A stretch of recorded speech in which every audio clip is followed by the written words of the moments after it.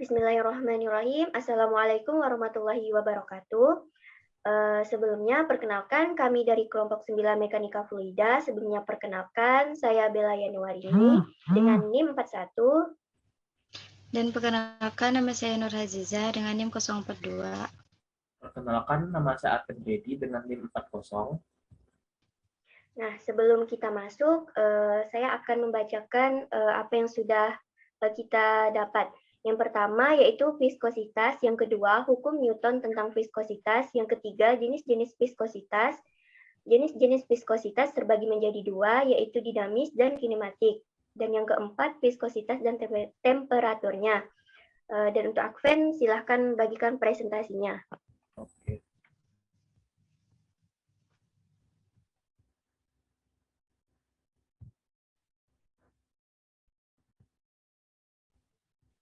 Apakah sudah terlihat? Ya, sudah terlihat. Sudah. Untuk menjelaskan tentang viskositas, dipersilahkan untuk Nur Haziza. Baik. Viskositas. Apa sih itu viskositas? Viskositas di sini mengacu pada besaran yang menunjukkan kekentalan atau hambatan dari suatu fluida yang mengalir. Sebuah cairan dengan viskositas rendah dikatakan tipis, sementara cairan viskositas tinggi dikatakan tebal. Hal ini lebih mudah untuk bergerak melalui cairan viskositas rendah, seperti air, dari cairan viskositas tinggi seperti madu. Jika digambarkan, semakin rendah viskositas suatu fluida, maka semakin besar juga pergerakan dari fluida tersebut. Pada dasarnya, dalam viskositas cairan menurun, sedangkan viskositas gas meningkat, seiring dengan adanya peningkatan suhu. Perlu diketahui di dalam zat cair, viskositas dihasilkan oleh gaya kohesi antar molekul zat cair, sedangkan dalam gas, viskositas muncul sebagai akibat tumbukan antar molekul gas. Nah, ini adalah contoh gambar fluida dengan viskositas rendah atau tipis.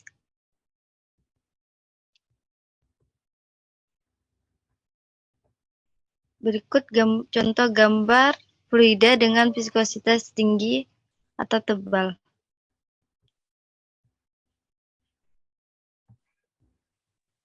Baik, berikutnya silakan Adven.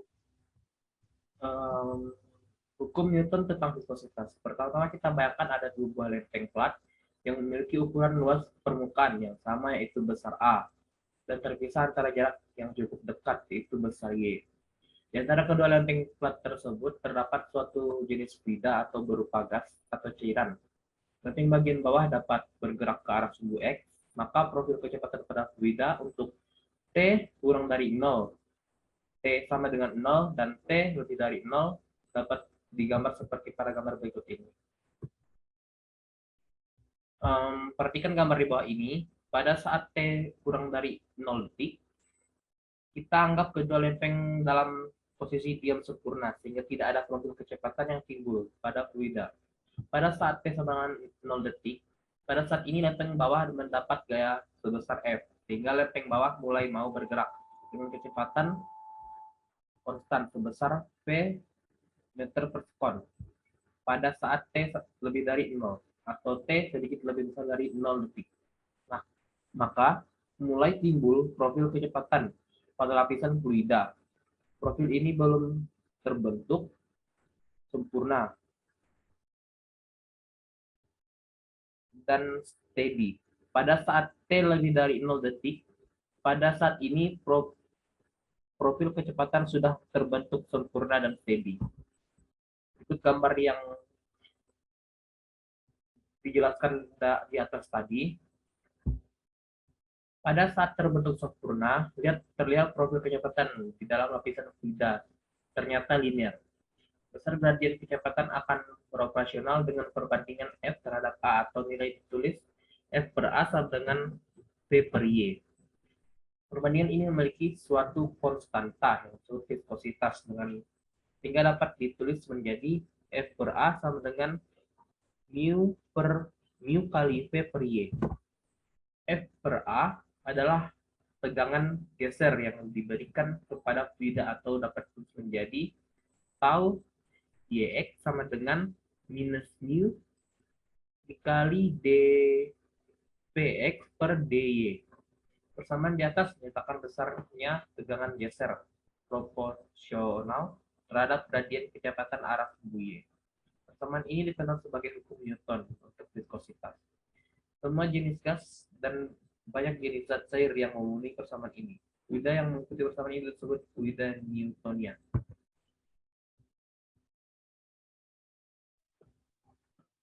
Baik, terima kasih untuk Adven.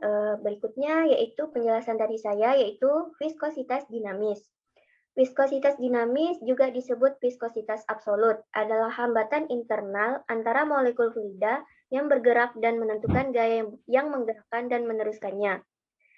Isaac Newton pada tahun 1643 sampai 1727 mengamati perilaku zat cair ini saat menempatkannya di antara dua pelat paralel. Pelat dasar statis dan pelat atas dengan gerakan konstan, 1 cm per detik. Dengan cara ini sampai pada hukum Newton tentang viskositas mu yang direpresentasikan dalam rumus berikut. Vt sama dengan mu dikali S kali V per Y. Cairan bergeser dalam lapisan atau lembaran yang berarti kecepatan fluida adalah 0 pada permukaan kontak dan meningkat ketika semakin jauh menciptakan garis singgung yang disebut gaya tangensial atau Vt. Untuk menghitung viskositas dinamis digunakan satuan spesifik dalam sentigram sekon atau CGS, poise atau P. Nah, berikut contoh gambar yaitu saus yang dituangkan di atas roti lapis. Berikutnya viskositas kinematis. Viskositas kinematis menghubungkan viskositas dinamis dengan massa jenis zat cair. Mengambil nilai viskositas dinamik, maka viskositas kinematik suatu fluida dapat dihitung dengan rumus sebagai berikut. V sama dengan mu per rho. Dalam ukuran ini, viskositas adalah hambatan fluida terhadap luncuran, dan massa jenis adalah berat jenis atau massa atau volume, dibagi dengan gravitasi. Misalnya, oli motor kental perlahan meluncur ke bawah tabung, tetapi masih kurang padat daripada air saat mengapung di atasnya. Dalam hal ini, airnya kurang kental, tetapi lebih padat daripada minyaknya. Berikut adalah contoh oli yang digunakan untuk mesin. Berikutnya, Jijah dipersilakan untuk membaca viskositas dan temperaturnya.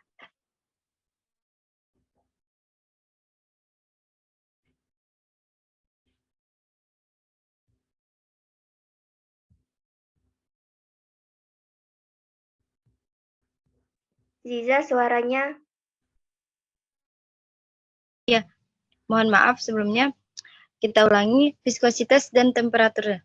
Viskositas pada gas diakibatkan oleh tumbukan antar molekul gas, sedangkan viskositas pada zat cair terjadi akibat adanya gaya-gaya kohesi antar molekul zat cair. Terdapat beberapa faktor yang mempengaruhi viskositas fluida, salah satunya adalah suhu. Viskositas berbanding terbalik dengan suhu. Jika suhu naik, maka viskositasnya akan turun, dan begitu pula sebaliknya. Jika suhunya turun, maka viskositasnya akan naik.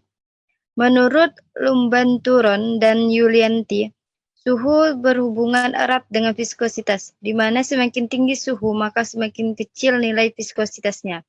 Dalam penelitian sebelumnya telah diketahui pengaruh suhu terhadap viskositas beberapa sirup yang hasilnya viskositas sirup kokum, sirup koranda, sirup apel, dan bubur mangga berkurang dengan cepat seiring dengan kenaikan suhu.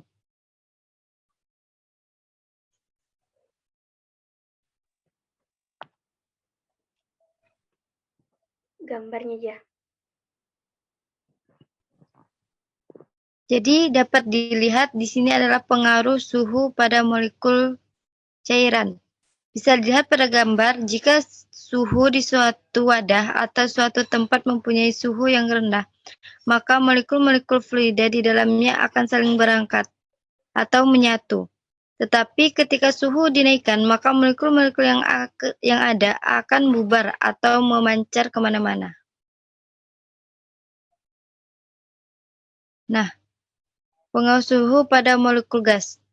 Dilihat dari gambar, saat temperatur suatu ruangan atau suatu wadah rendah, maka molekul-molekul gasnya akan berpindah-pindah tempat secara random, secara perlahan.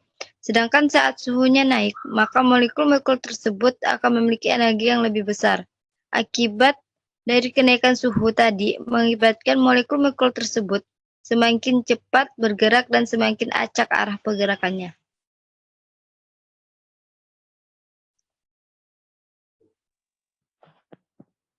Baik, terima kasih untuk Nur Haziza dan Adven yang sudah menjelaskan.